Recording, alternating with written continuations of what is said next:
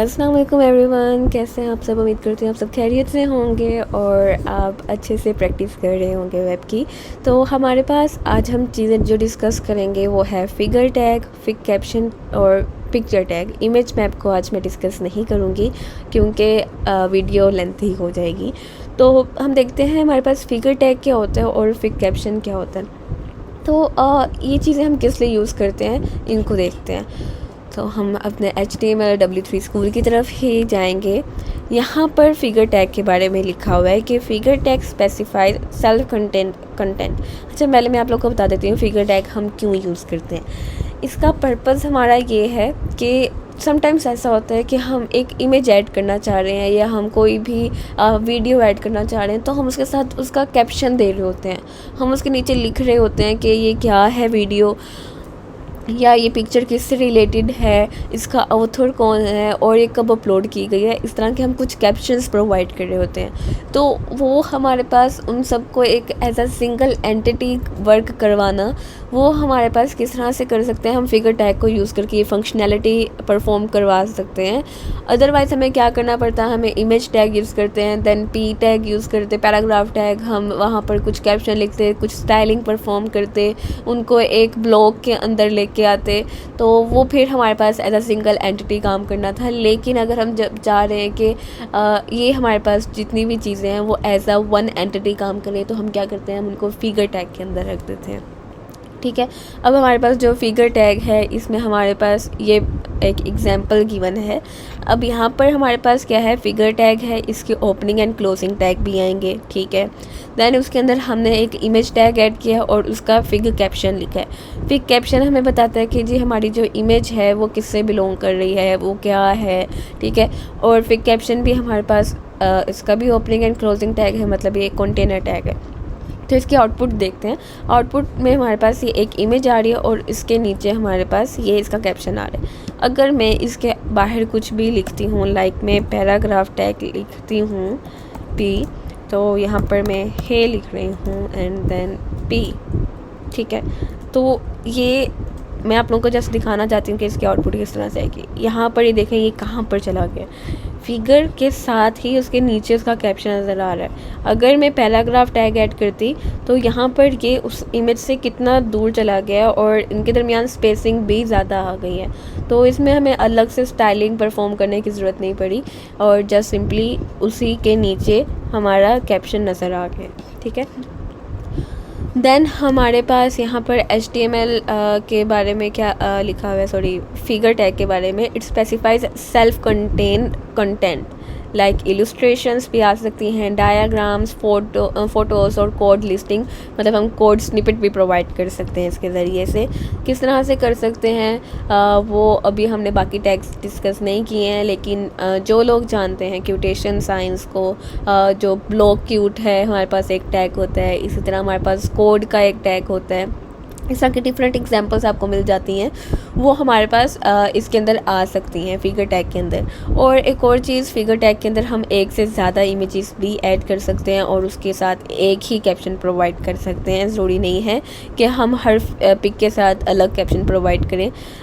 Like यहाँ पर example नहीं गिवन, तो मैं इसी को रन करके दिखाती हूँ। यहाँ पर मैं इस इमेज को 2 टाइम्स लिख के देखना चाहती हूँ। कुछ आप लोग भी थोड़े से पंगे वगैरह लेकर देखा करें, काफ़ी कुछ सीखने को मिलता है।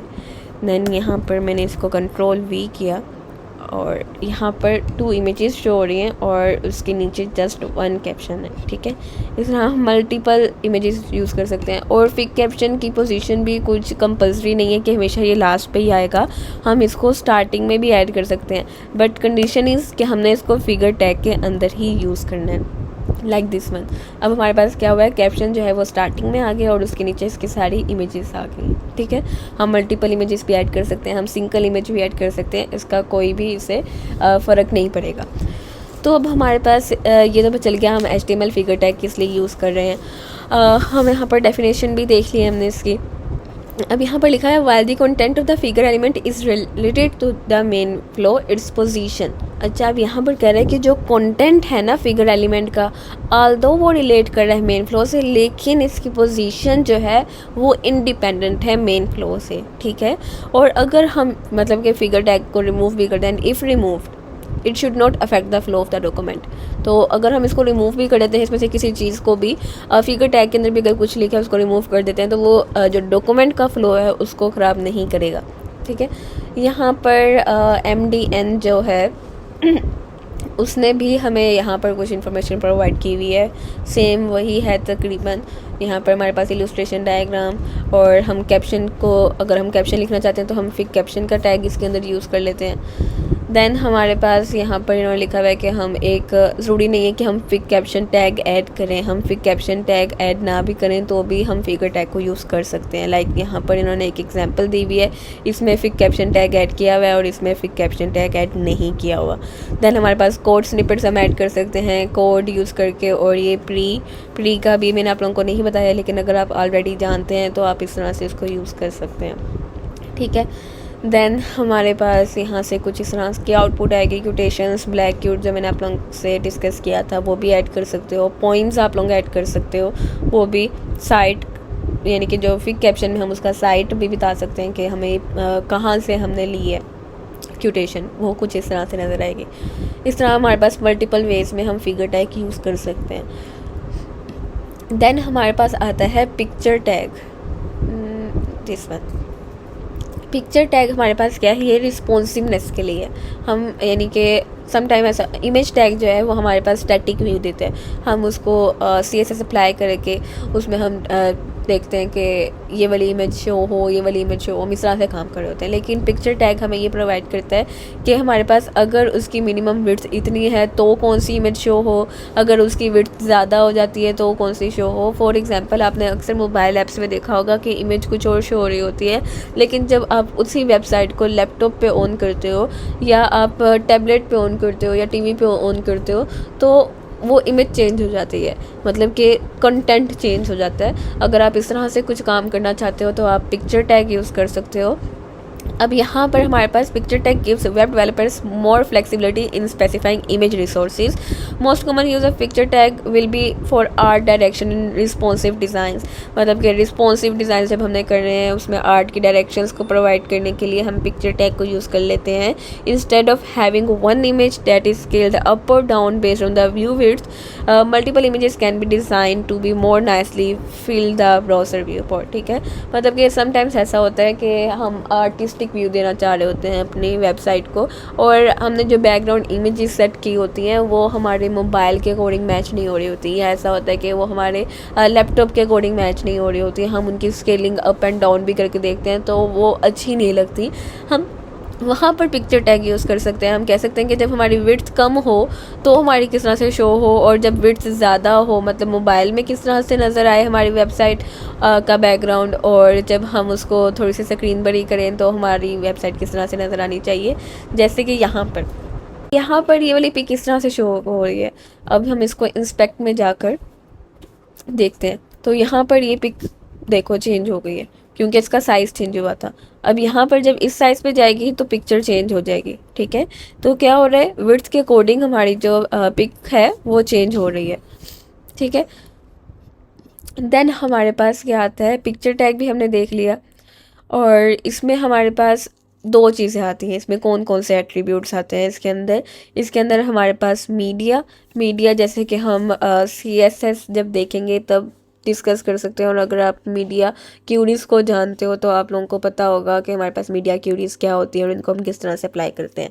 तो मीडिया क्यूरीज हमारे पास क्या होती है, हमारी रिस्पॉन्सिवनेस के लिए हम, यानी कि वेबसाइट की रिस्पॉन्सिवनेस के लिए हम यूज़ करते हैं मीडिया क्यूरीज को।